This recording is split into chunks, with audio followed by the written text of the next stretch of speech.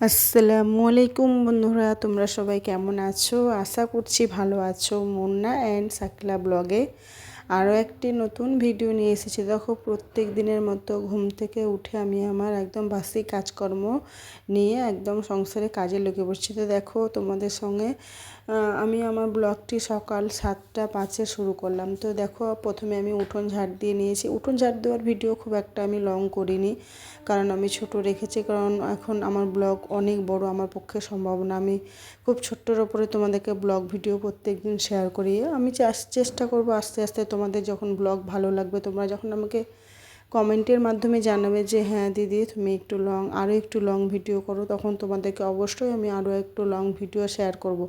আপাতত এখন আমি এইটুকুর মধ্যে ব্লগ ভিডিও তোমাদের পোস্ট করি। তো দেখো, তোমাদের সঙ্গে গল্প করতে করতে কিন্তু অনেকটাই গল্প করে নিচ্ছি। এদিকে আমার সকালে সমস্ত বাসন একদম ভালোভাবে ঝকঝকে পরিষ্কার পরিচ্ছন্ন করে বাসন মেজে একদম পাইপের জল দিয়ে ধুয়ে নিলাম। তারপরে বাসন উবর করে চা খেয়ে নিয়েছি। চা খাওয়ার পরে যে যার কাজে লেগে পড়েছে। তো দেখো, আমি আমার কাজে লেগে পড়েছি। তো দেখো, প্রথমে আমি একদম ভালোভাবে বেডের চাদরটা তুলে নিলাম, আর বিছানাগুলো তুলে নিয়েছি। তোমাদের এটা আজকে শেয়ার করলাম না।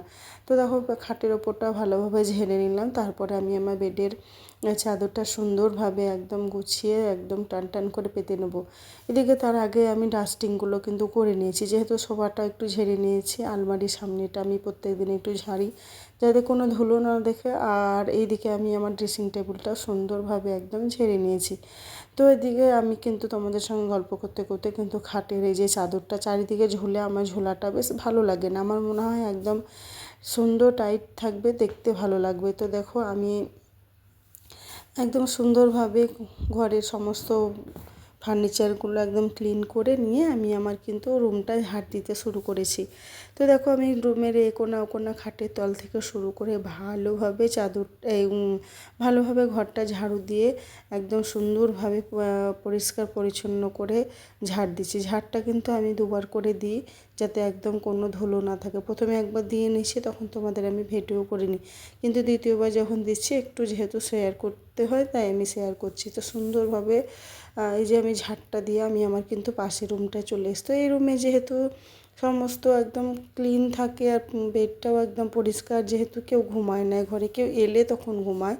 আর এই যে খাটের ওপরে অনেক জামা কাপড় রাখা আছে, তো সেগুলো আমি একটু পরে ভাঁজ করে নেব। তো দেখো, একদম সুন্দরভাবে এই ঘরটাও আমি ঝাড় দিয়ে তারপরে আমি আমার বারান্দাটা এই যে ঝাড় দিয়ে নিচ্ছি। তো দেখো, অনেক পার্সেল ছিল বরের, তো সেগুলো এই যে ফ্লিপকার্টে, তো ওগুলোকেও বাইরে ফেলে দিল। ও আর জিনিসগুলো সবকে ঘরে রাখতো। তো দেখো, আমি কিন্তু মেয়ে আমার ক্যামেরা করছে, কিন্তু ক্যামেরা বারবার নাড়িয়ে দিচ্ছে। তো ঠিক আছে, যেটুকু পাচ্ছে এটুকু অনেক। ও আস্তে আস্তে ধরতে গেলে হয়তো ক্যামেরাটা ধরা শিখিয়েই নিবে। তো দেখো, একদম সুন্দরভাবে ঝাড় দিয়ে নিচ্ছি বারান্দাটা একদম। যেহেতু লাইট পোকাগুলো থাকে, তো ওখানে পোকা পড়ে থাকে যেহেতু লাইটের নিচে, তো তার জন্য আমি ভালোভাবে ঝাড় দিয়ে নিচ্ছি, যাতে একটুও নোংরা না থাকে। তো তোমাদের আমি প্রত্যেক দিন ঘর বারান্দা শেয়ার করি ঝাড় দেওয়ার, কিন্তু সিঁড়িগুলো ঝাড় দেওয়ার একদমই শেয়ার করা হয় না।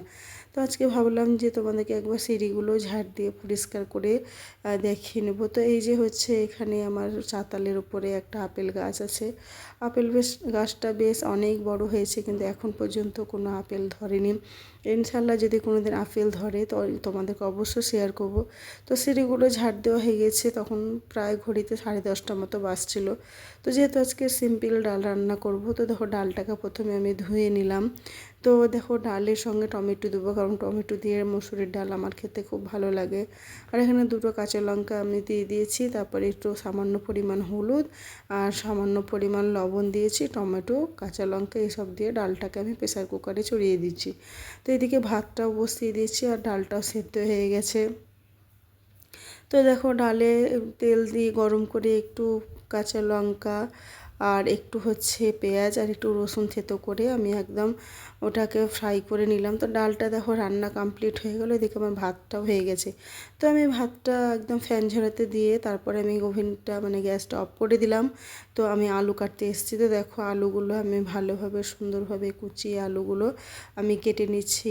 আর এই যে আমার ভাগ্নি আছে আমার সঙ্গে গল্প করছে, তাই দেখো আমিও ওদের সঙ্গে গল্প করছি।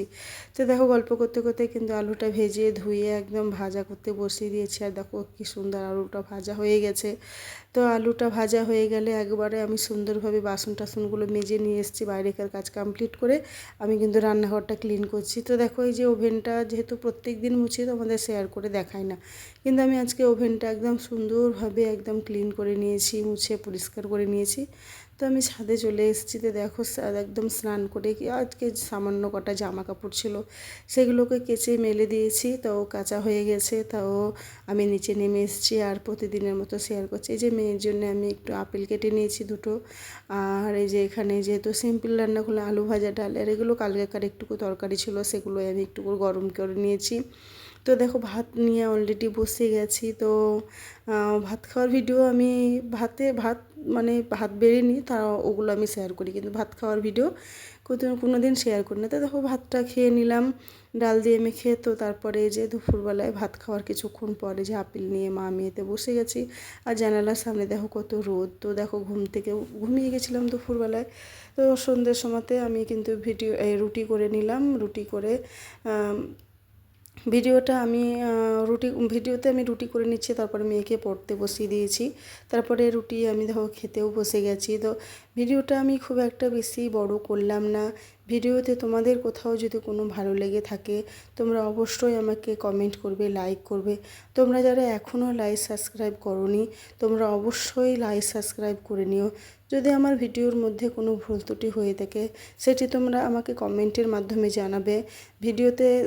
ভিডিওটি আমি এখানেই শেষ করলাম। ভিডিওটি তোমাদেরকে ভালো লাগলে তোমরা সবাই ভালো থেকো, সুস্থ, তোমাদের সকলকে আল্লাহ